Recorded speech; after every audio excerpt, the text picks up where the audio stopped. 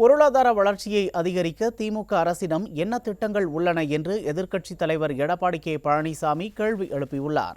ஆளுநர் உரை மீதான விவாதத்தில் அவர் உரையாற்றி வருகிறார். இது தொடர்பான கூடுதல் தகவல்களை தலைமை செய்தியாளர் ஜெயக்குமார் வழங்க கேட்கலாம்.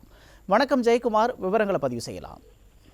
கண்டிப்பாக உமேஷ், தமிழக சட்டப்பேரவை கூட்டத்தில் அனைத்திந்திய அண்ணா திராவிட முன்னேற்ற கழகத்தினுடைய பொதுச் செயலாளரும் சட்டமன்ற எதிர்க்கட்சித் தலைவரும் முன்னாள் முதலமைச்சருமான புரட்சித்தலைவர் எடப்பாடி கே பழனிசாமி அவர்கள் உரையாற்றி வருகிறார்கள். அந்த உரையில் 9 விழுக்காட்டுக்கு மேல் பொருளாதார வளர்ச்சியை கொண்டு செல்ல வேண்டும், பொருளாதார வளர்ச்சியை ஊக்கப்படுத்த வேண்டும், பொருளாதார வளர்ச்சியை அதிகரிக்க தமிழக அரசிடம், குறிப்பாக திமுக அரசிடம் என்ன திட்டங்கள் உள்ளது என்று கேள்வி எழுப்பியிருக்கிறார். அதே நேரத்தில் நீர்நிலைகளை மேம்படுத்த அதிமுக ஆட்சியில் கொண்டு வரப்பட்ட திட்டங்களை நடைமுறைப்படுத்தாமல் கிடைப்பில் போட்டுவிட்டதாக சட்டமன்றத்தில் அனைத்திந்திய அண்ணா திராவிட முன்னேற்ற கழகத்துடைய பொதுச் செயலாளரும் சட்டமன்ற எதிர்க்கட்சி தலைவருமான புரட்சித்தலைவர் எடப்பாடி கே பழனிசாமி அவர்கள் குற்றம் சாட்டியிருக்கிறார்கள்.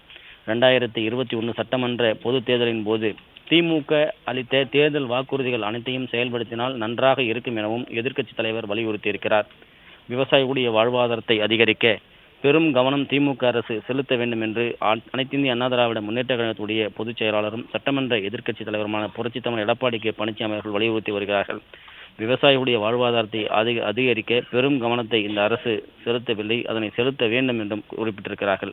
அதேபோன்று மிக்ஜாம் புயலின் போது ஏற்பட்ட வெள்ள சேதங்கள், சென்னையை சுற்றியிருக்கக்கூடிய மாவட்டங்களுக்கு ஏற்பட்ட பாதிப்புகளை சரி செய்ய எவ்வளவு தொகை செலவிடப்பட்டது, தென் மாவட்டங்களுடைய கனமழையால் ஏற்பட்ட வெள்ள பாதிப்புகளுக்கு எவ்வளவு செலவிடப்பட்டது என்கிற விவரத்தை தெரிவிக்குமாறும் அதற்கான புள்ளி விவரங்களை வெளியிடுமாறும் அனைத்திந்திய அண்ணா திராவிட முன்னேற்ற கழகத்தினுடைய பொதுச் செயலாளரும் சட்டமன்ற எதிர்க்கட்சி தலைவருமான புரட்சித்தலைவர் எடப்பாடி கே பழனிசாமி அவர்கள் வலியுறுத்தி வருகிறார்கள்.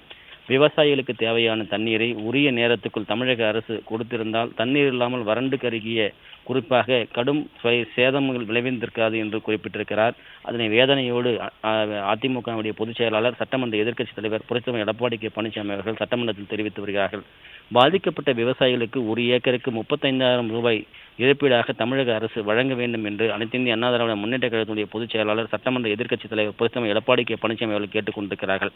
சம்பா, குறுவை ஆகிய இருபோக விவசாயிகளுக்கு கடும் பாதிப்பை ஏற்படுத்தி உள்ளதால் ஒரு ஏக்கருக்கு குறைந்தது 35,000 ரூபாய் இழப்பீடாக தமிழக அரசு வழங்க வேண்டும் என்றும் 2021 சட்டமன்ற தேர்தலின் போது விவசாயிகளுக்கு அளித்த அனைத்து வாக்குறுதிகளில் ஒன்றான குவிண்டாலுக்கு, அதாவது ஒரு குவிண்டால் நெல்லுக்கு 2,500 ரூபாய் ஆதார விலையும், அதே போன்று கரும்பு ஒரு டன்னுக்கு 4,000 ரூபாயும் வழங்க வேண்டும் என்றும் பேசி வருகிறார். விவசாயிகளுடைய நலிவு, பெருமழை, சேதம் உள்ளிட்ட பல்வேறு பாதிப்புகளால் விவசாயிகள் அடைந்திருக்கக்கூடிய துயரம், அவருடைய வேதனையை மீட்டெடுக்க இதனை கொடுக்க வேண்டும் என்று தமிழக அரசை, குறிப்பாக சட்டப்பேரவையில் அனைத்திந்திய அண்ணா திராவிட முன்னேற்ற கழகத்துடைய பொதுச் செயலாளரும் சட்டமன்ற எதிர்க்கட்சி தலைவரும் முன்னாள் முதலமைச்சருமான புரட்சித்தலைவர் எடப்பாடி கே பழனிசாமி அவர்கள் வலியுறுத்தி பேசி வருவது குறிப்பிடத்தக்கது.